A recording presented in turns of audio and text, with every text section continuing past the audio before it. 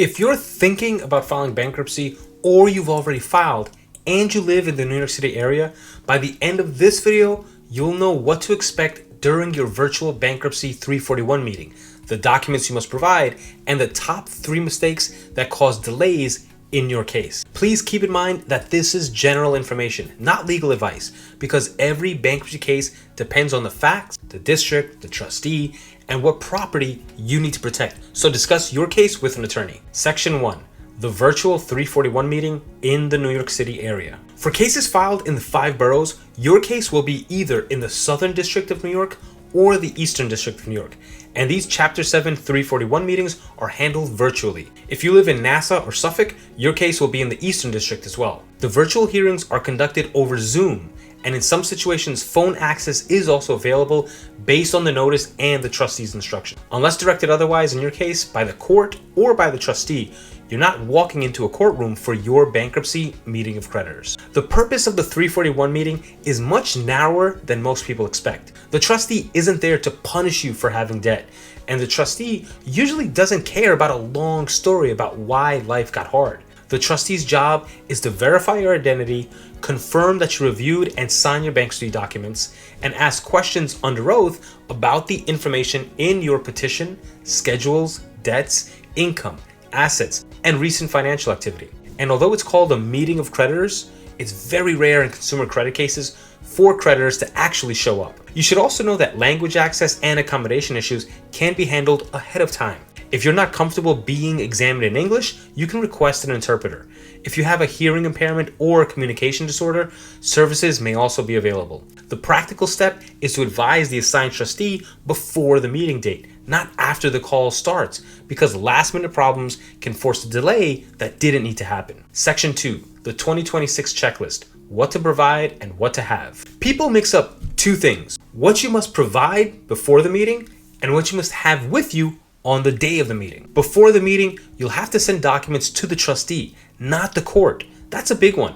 Lots of debtors end up having their 341 meeting adjourned because they filed documents on the court docket and not sent over to the trustee directly. Many of the Chapter 7 trustees in the Eastern and Southern districts typically want the required items sent through a secure portal or another approved method. So if you upload nothing or send it to the wrong place, you'll likely end up on the calendar with an incomplete file and have your meeting adjourned. So what usually needs to be provided ahead of time? First, a copy of a current government-issued photo ID. This might be a driver's license, state ID, passport, or another valid identification document. Second, proof of your social security number, commonly your social security card. Third, your most recent federal tax return, or a sworn notarized statement explaining why you weren't required to file one, if that applies under the law. Other common documents that will be sent over to the trustee include pre-petition pay stubs received during the 60 days before the case was filed, the last 2 to 6 months of bank statements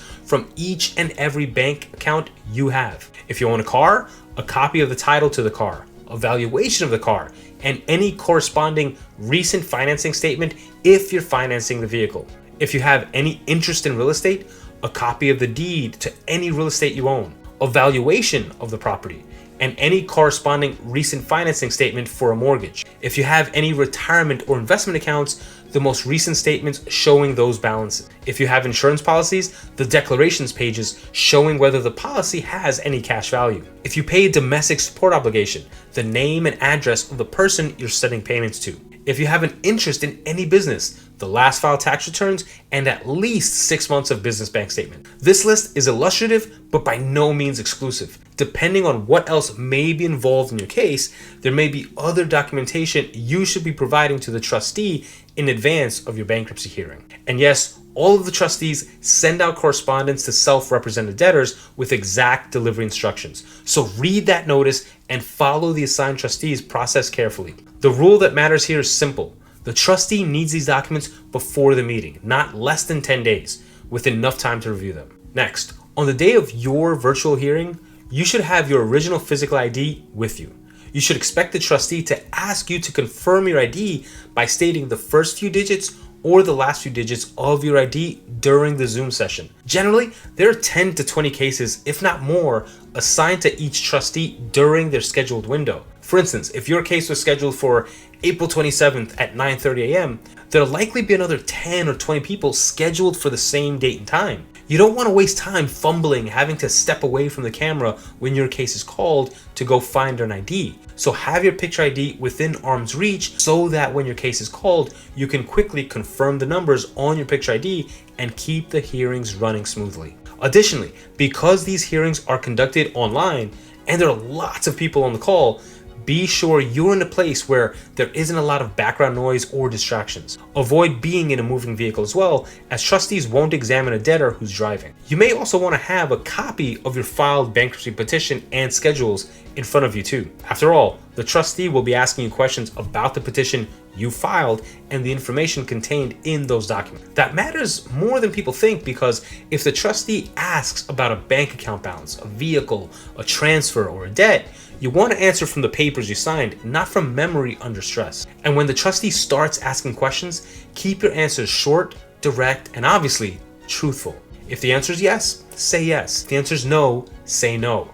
If you don't understand the question, ask for it to be repeated or clarified. If you don't know an answer, don't guess. Guessing causes problems because the meeting's under oath, and a bad answer can create a discrepancy with your schedules, your tax returns, or documents the trustees already reviewed. Trustees often ask many of the same questions in every case. They represent your unsecured creditors, so it's their job to look for property they can recover to pay creditors back, or whether there's any fraud. Here's a list of common questions that you can expect once your case is called. The trustee will say, "Now call in the case of your name," followed by your case number. Once called, turn your camera and microphone on. The trustee will proceed with their questions. State your name for the record. State the first four or last four of your driver license, picture ID. State the last four digits of your social security number. Are you represented by an attorney? Have you reviewed the bankruptcy information sheet? Is that your signature on the bankruptcy petition and related schedules? Is the address listed in the petition the address you were living at when the petition was filed? Did you read and understand your petition and schedules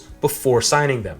Are there any errors or omissions you'd like to bring to the trustee's attention? Is this your first time filing bankruptcy? Have you listed all your assets? Have you listed all your debts? Does your name appear on title to any real estate? Has your name appeared on title to any real estate in the last 6 years? Do you own a car? Have you sold or transferred any cars? Do you have any bank accounts? What's the largest balance you've had in any bank account in the last 2 years? Have you closed any bank accounts within the last year? Do you have any interest in any stocks, bonds, certificates of deposit, or other investments? Does anybody owe you money or holding property of yours? Are you expecting any property or inheritance as a result of someone's death? Do you have any life insurance? Do you have any claims pending or claims you could bring, such as for a car accident, slip and fall, or an employment claim? Have you used any of the credit cards listed in the petition in the 90 days before filing your petition? Have you given any money or property to anyone for insufficient consideration in the last 6 years? Do you now own any businesses, or have you had an interest in any businesses in the last 6 years? Are you working? How do you support yourself? Do you pay a domestic support obligation, such as court-ordered child support or maintenance? Keep in mind that this list is illustrative, but not exhaustive.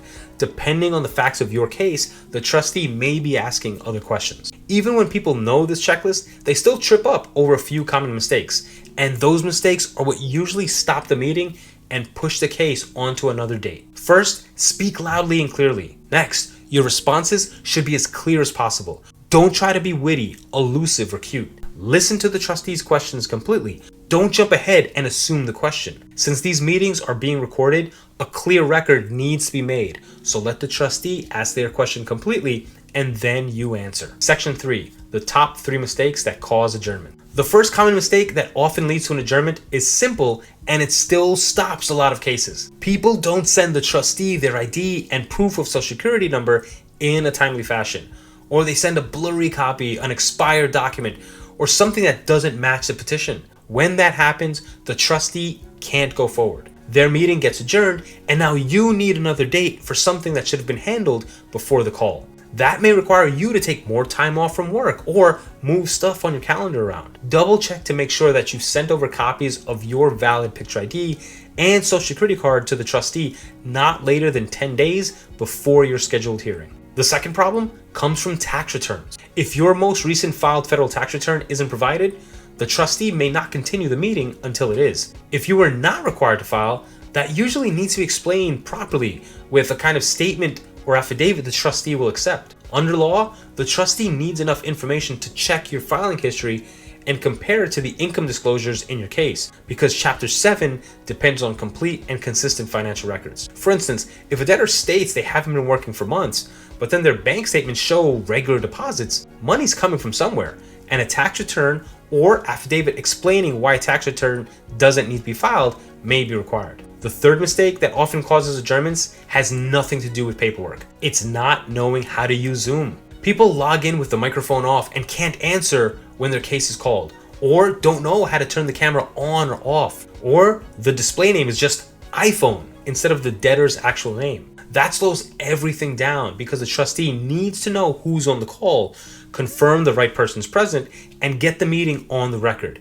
These are small technical problems, but they cause so many unnecessary adjournments all the time. Especially if you've never used Zoom before, be sure to give it a test run to make sure your display name is accurate and confirm you know how to toggle the microphone and camera on and off. An adjournment doesn't mean your case is doomed, but it does mean delay, another appearance, and more stress while you wait for the case to keep moving. When the file is organized and the answers are clear, the 341 meeting is usually just one more step between you and a discharge.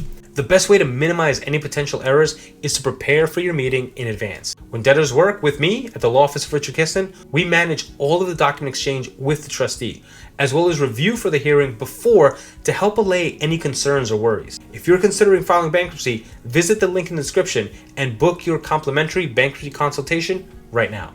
Now, once the 341 meeting is behind you, life after bankruptcy could bring new problems, and the timing rules matter if money troubles return later.